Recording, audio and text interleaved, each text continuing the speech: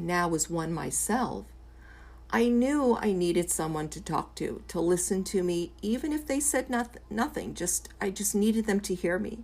So I reached out to a psychologist friend I know, and she just listened to me. When my Michael had passed, I spent the first week talking to anyone that would listen to me. Just listen to me. They didn't have to say a word. They didn't have to offer advice, nothing. I just needed them to hear me say my Michael's name out loud.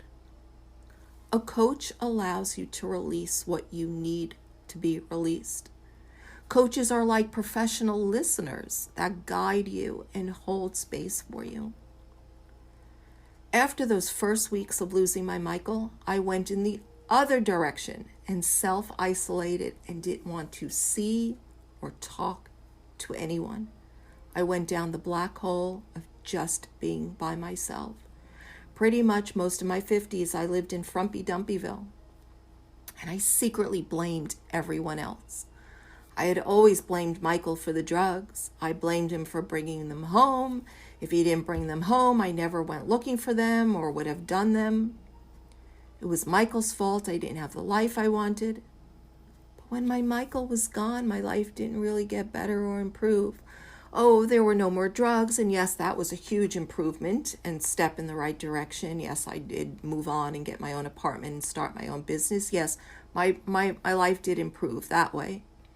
But then my father fell and broke his hip.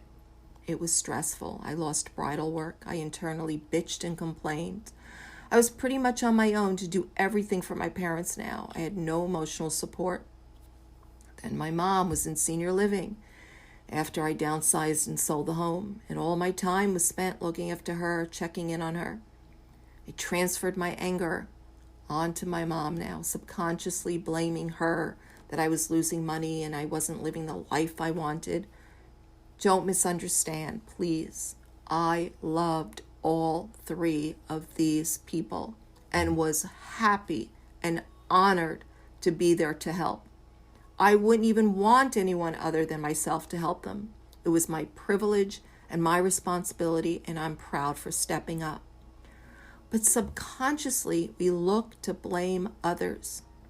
Long story short, you wake up one day and you realize your husband's gone, your father's gone, your mother's gone. You're left with the realization, if your life isn't improving now, it's not their fault, it's yours.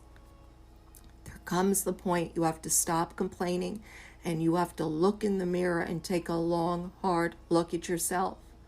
Who are you blaming for your life? At age 59, I was tired and fed up with hiding and living in Frumpyville. I finally made a decision. I needed help. I didn't want to do it on my own anymore.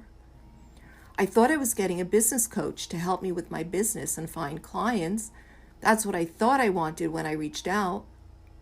I didn't realize it, but I deeply wanted to just be heard and seen. I craved connection with another human being. And I looked forward to having that friend for an hour every week, someone to listen to me, cry, unburden myself, and not feel so alone and isolated. We need this as women. All humans need and want to be seen and heard and valued. For many women, the only time in our life we feel valued or seen is when we are young and we get to at least turn heads. Now in midlife,